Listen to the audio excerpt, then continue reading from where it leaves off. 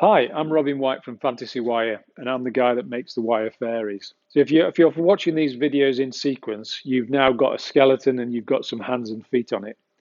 Now, before we start building up the figure and applying all the wire, it's worth me going through the different aspects of wire technique, how to actually apply the wire, and the rules that you should have in your head about the routes that you follow around the figure and how you actually go about applying the wire to the figure. So we're about to add wire to the figure. So I don't tend to add wire in a single strand. So I'm going to show you how to make a sort of multi-strand sort of bundle of wire to attach. First size I'm going to do is we're going to bulk the figure out. So I'm going to use 1.6 wire, which is sort of quite heavy duty. Now what I tend to do is just get quite a bit of wire, as much as I think I can sort of deal with in one go.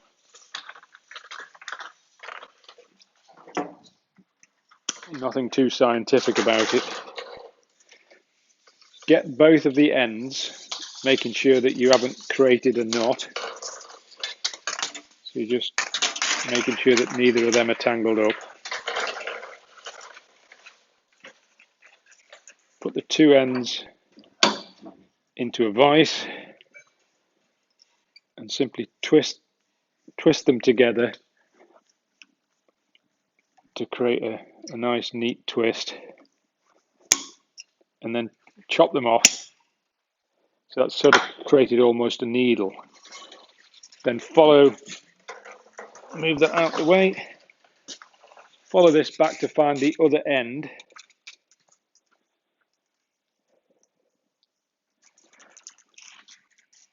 So you know that they're both the same length. And then just squash that together so you don't need to twist that end, because that will pass through the figure and you'll be able to sort of attach that wire without any difficulty. So that's creating a double strand. So now let's do a multiple strand with some smaller wire. A tool that I use all the time, it's incredibly important, this little piece of wood. It's just a piece of wood with a slot in it. And I put that in the vise. And if you can see, I've got another vise with a sort of rod in it at the other end of the workshop. It doesn't have to be this length, it just happens to be that I've got two vices, and therefore I can use the two as a guide. I'll put this coil in the middle, and I'll just spool some of this off, lock that in so it sort of can't pull off into that slot, and then take the wire, making sure you don't get any twists in it.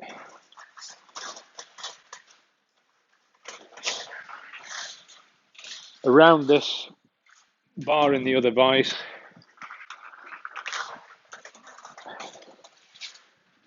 around that bit of wood.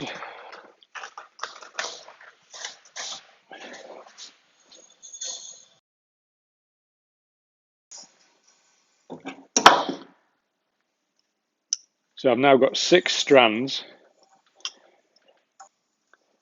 Tie this end in so it can't escape, so that's nice and tight.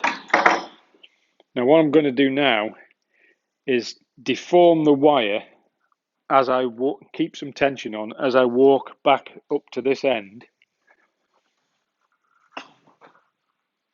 to lift it off this pole in this vise. And the reason I do that, it's a bit like a ribbon. If you stroke a ribbon, it will sort of curl up, where the wire's been curled up as it was stored. And what I'm doing is taking the tension out. So I deform the wire slightly, so it's now gone nice and straight. Otherwise, as soon as I took that tension off, it would all sort of try to ravel up. So I'm just sort of pre-tensioning the wire, and then I try not to get it all tangled up. Take that end out of the vise, put the other end that was around the pole into the vise. These are actually wire twisting pliers. You don't actually need these. I don't use them quite as they were intended to be used, but it does allow you to pull the wire and speed things up a little bit. but creating a nice twist, and then cut that loop off. So I've effectively got a needle with 6 strands of wire on there that I can now apply the wire at that end. So put that out of the way, put this end in the vise, holding the wire this time rather than the piece of wood, and then just use the piece of wood to add the twist to this end, and then chop that. So I've now got a 6 strand of 0.9 mil wire. Now I do this with multiple different sizes. So I've got 1.6, which I tend to do in 2 strands. I've got 1.2, I'll do in about 4 strands. I've got the 0.9, which I'll do in 6 strands, 4 strands, 8 strands, depending on where I am in the build. The process of making the multi-strand up is exactly the same, just how many strands that you want to put in it. So we'll now start adding some wire to the figure. But now that she's got some flesh on her, it's probably easier for me to illustrate how I decide where I'm going to route the wire through and how to actually apply the wire. So I'll start off just by passing it through the figure somewhere, find the sort of midway point, and the only reason to do that is so I'm only wrestling with half of the wire at a time. You don't want to anchor one end and then have so much wire that you have to sort of keep pulling it through, and it takes a lot of effort. Now, what I first need to do before I can start working on half of it is anchor it in. So what I do is take one end, pass it back through the figure anywhere that's I know is not going to do any harm, and pull that through until I take up that slack.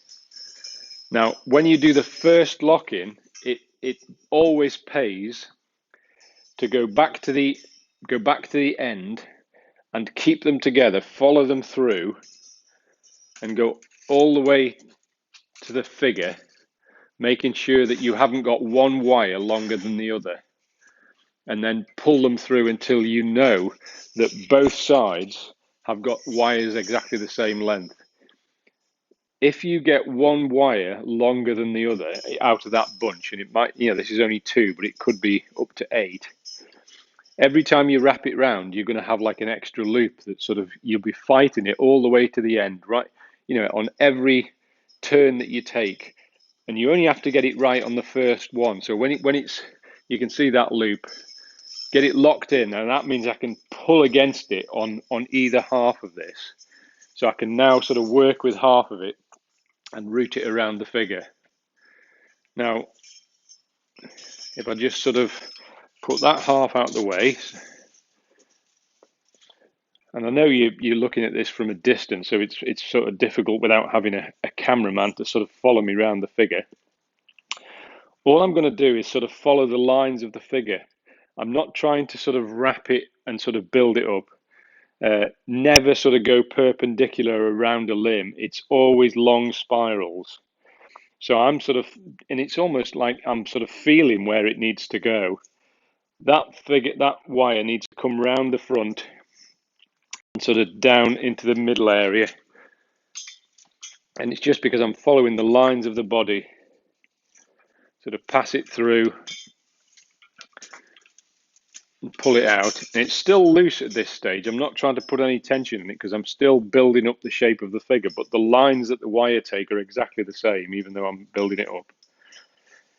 Now, you've got a crease down your back, and I could go either way with this particular one, but because it's on this side, I tend to stay on that side. I tend to, it's difficult to sort of change sides, but you do it round the front when it's mostly round rather than sort of having the crease down the back. So I'm going to come round that buttock, just leaving that, and that seems to take me round the leg now. Now, if I just do one long line to the end of the knee, I'll have a big baggy wire there. So it does need to spiral, but like I say, we've seen with kits, people do this and they just want to keep on winding wire around, and that sort of goes baggy, and the viewer's eye will follow the lines of the wire, and it sort of never looks nice and neat. So although it takes time, you know, just do sort of long spirals. So for the length of the limb, you want no more than about 2 spirals in there. So I'll take that round, come round to the knee. So that's just 1 spiral till I got to the knee. Now I need to change direction now. So in order to change direction, I need to pass it through the figure and create another lock point. So I'm now pulling against that, and it's not even bothering the wire that I've just applied. And then take it in a different direction, following up that leg. So again, long spirals, no more than a couple of spirals over the length of any one sort of bone length. That's coming out. It's awkward. It's sort of coming out there, and this is sort of a convex surface, which means the wire could go either way. So just to lock it in, that I want to sort of build it up in this corner, I need to pass it through the figure so it's trapped and it can't escape. So just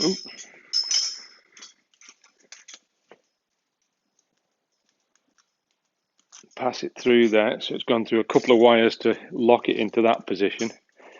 You'll always get loops. Just make sure there's no sort of loop in there that you're pulling the whole wire. And then I decide where I go next. So I feel like it needs to go over the back of that muscle and then through the center again. Now, as I'm going through the center in the middle of the figure, that's a good opportunity to sort of change sides. So I could come back down this side now. And again, I sort of feel like it just taking me round here. Make sure I don't get tangled up. So long spirals, no more than a couple of spirals over any one sort of bone length into the calf muscle.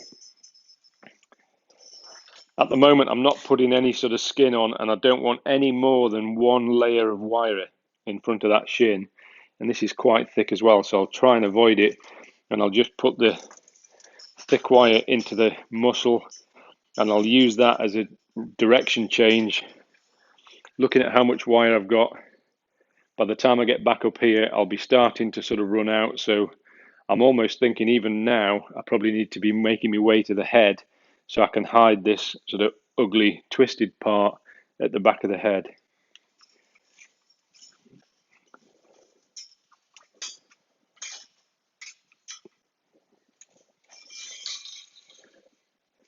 Now the figure is sort of taking shape now.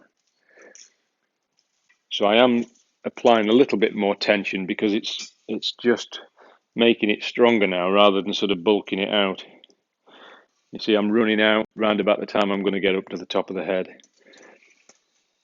Now, another thing that it's worth pointing out, I'm trying to stop on the surface of the figure. Although I'm passing it through the figure, when I do pass it through, I'm just taking a direct, short route through the figure. I'm not trying to add material inside that cage. I'm trying to add material on the outside of the cage.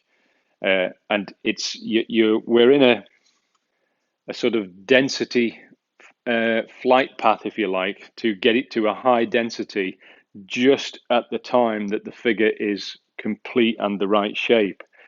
If I start filling it out so that all of these spaces are sort of taken up now, if it's too dense now, I won't be able to pass wire through it later on. So what I'm trying to do is get it to the right shape with a very loose cage. You can see through it, there's hardly any material there, but it's almost getting to the shape of the fairy. And that means that I could pass this through almost anywhere that I want to go. It doesn't matter where I am. I can sort of pass it through and get through. And I want to retain that until I've got the shape of the fairy, and then I'll change wire, and then I'll start to sort of cover it up and make it denser. But I don't want to make it dense now. So you're pretty much stopping on the surface. Don't waste wire by sort of going through the figure a lot. So back to the root. This one wants to sort of come up, and a classic line, and it's in the book, a line that you want to look for to get the proportions right, is you come round the chest, and where that rib cage breaks the sort of line of the waist is where the muscles of the buttocks start.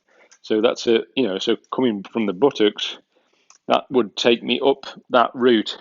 That's going to create a nice line to create that sort of shape. And I tend to sort of follow those lines quite a lot. I don't add very much to the shoulders. There's a temptation to take the wire up to the shoulders and sort of come back down. If you do that, you'll find that you build the shoulders up like some sort of bodybuilder. So I try to avoid putting any sort of meat on the shoulders or even the arms at this stage. So I'm just bulking out where all the mass of the figure is. I'm just thinking as I'm explaining why I'm going to choose the next route. The neck is in front of the shoulders on a human being. So what I want to do is take more wires straight up the neck to sort of bulk out the neck as I'm taking wire into the head. But if I was to just go straight up there, there's nothing holding that. That wire would sort of be loose here, and it wouldn't be sort of where I want it to be. So I need to sort of go through the surface of the figure and come out at the base of the neck, so I can come up the neck without it sort of being creating a triangle there or a triangle here. So I want it to be coming out of the neck at that point. So I am going to go through the figure, but only sort of through the surface to sort of come out at that point. And that sort of maintains that line. So as I do that, you can sort of see that's the line that I wanted to take, and it's coming out there. And I'll pass that through the skull, as it were. And then this wire just helps me build up the sort of the back of the head. Getting the head size and position is a sort of tricky one. When you're doing the skeleton, the neck seems incredibly long because all you've got is a loop on the end of a sort of 4.5 inch sort of stem, and it looks sort of ridiculously long compared to the size of the figure. As soon as you get some bulk to the head, you realize that the neck isn't that long, it's the right size. But what I've got the opportunity to do now is, as I sort of flesh it out, gauge whether the neck is still looks too long, so I can add meat to the top of the head to move the neck up, or I can add meat to the bottom of the head to sort of bring so I'm sort of varying where the sort of bulk of the head is as I'm sort of fleshing the head out to make sure that the neck is the sort of right length of the figure. And then when you get to the end of the wire, you basically try to end up with that ugly bit of wire at the back, and then just tuck it in. And if you can get all of these ugly bits of wire at the back of the head, then nobody will ever see them in the finished product. One of the things we need to sort of consider when we're doing this is not just the root of the wire in terms of nice big spirals, but the shapes that we're forming. So although we're doing a female form, any form, it doesn't matter whether I was making a dragon or a ball or whatever, it would be made up of convex, so external, or concave, so internal sort of shapes.